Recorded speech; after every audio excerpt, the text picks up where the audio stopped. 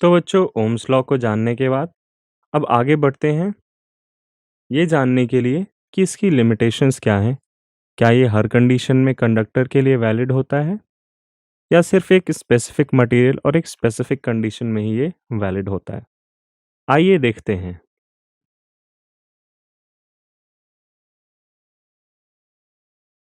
तो बच्चों कुछ मटेरियल के लिए एक सर्टेन टाइप ऑफ कंडक्टर्स के लिए अगर हम बात करें तो जो हमारा वोल्टेज होता है वो करंट के प्रोपोर्शनल नहीं होता, या अगर हम इसे आसान भाषा में बोलें तो करंट की कुछ वैल्यूज़ के लिए या वोल्टेज की कुछ वैल्यूज़ के लिए ही ये रिलेशनशिप लीनियर होता है।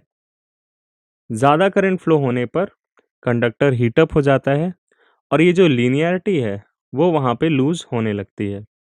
जैसा कि आप अपनी स्क्रीन पर देख सकते हैं कि येलो लाइन से V और I के बीच के रिलेशनशिप को हमने डिपिक्ट किया है, रिप्रेजेंट किया है। यहाँ पर आप देखेंगे कि जैसे ही करंट की वैल्यू बढ़ती जा रही है, उसके बढ़ने के साथ-साथ जो V की लीनियर डिपेंडेंस है I पर, वो हटती चली जा रही है। यानी करंट के कम चेंज पर वोल्टेज में ज़्यादा चेंज हो रहा है। ऐसा इसलिए होता है बच्चों, करंट बढ़ने पर कंडक्टर का टेम्परेचर बढ़ता है और इस वजह से उसका रेजिस्टेंस भी बढ़ता है। आगे आप देखेंगे कि टेम्परेचर के बढ़ने पे रेजिस्टेंस में क्या बदलाव आते हैं और वो किन फैक्टर्स पे डिपेंड करते हैं। बच्चों आपकी स्क्रीन पर ये जो रिलेशनशिप वोल्टेज और करंट के लिए दिया हुआ है, ये सेमीकंडक्टर्स में दिखाई पड़ता है। अगर आप इसे ध्यान से देखें बच्चों, तो वोल्टेज की वैल्यू धीरे-धीरे बढ़ाने पर जैसे ही हम 0.2 तक पहुंचते हैं, करंट की वैल्यू अचानक से शूट अप हो जाती है।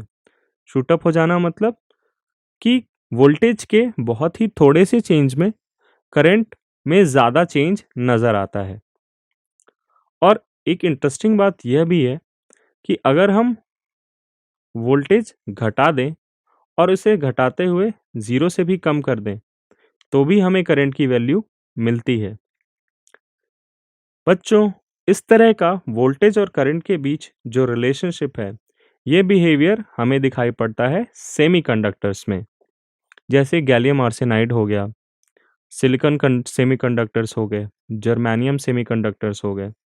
तो बच्चों सेमीकंडक्टर्स वैसे तो एक अलग यूनिट है जो आप पढ़ोगे इसी साल, लेकिन एक हल्का सा अगर मैं बताऊं तो ये कंडक्टर्स और इंसुलेटर्स के बीच में इन्हें हम कैटेगराइज करते हैं। ये कंडक्टर्स की तरह बिहेवियर शो करते हैं लेकिन एक पर्टिकुलर वोल्टेज के बाद। तो बच्चों यहाँ पर भी ओम्स लॉ वैलिड नहीं है। तो ये एक केस हो गया, एक सिचुएशन हो गई जहाँ पर ओम्स लॉ की वैलिडिटी खत्म हो जाती है। इसका एक और बहुत बड़ा ड्रॉबैक है कि V और I के बीच में जो रिलेशनशिप है वो यूनिक नहीं है। अब यूनिक नहीं होने का मतलब ये है कि there are more than one values of V for the same current of I। यानी कि अलग अलग वोल्टेज में हम सेम करंट ऑब्टेन कर सकते हैं। और अगर हम ऐसा कर सकते हैं बच्चों, तो कभी भी V और I के बीच लीनियर रिलेशनशिप नहीं होगा। गैलियम आर्सेनाइड एक ऐसा ही मटेरियल है जो कुछ इस तरह का रिलेशनशिप शो करता है।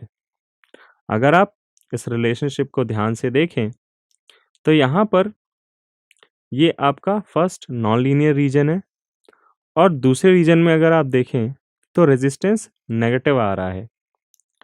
साथ ही साथ अगर आप वोल्टेज एक्सिस के पैरेलल एक लाइन ड्रॉ करें तो वो आपके कर्व को दो पॉइंट्स पर इंटरसेक्ट करती है और उन दोनों ही पॉइंट्स पर करंट की वैल्यू सेम होगी।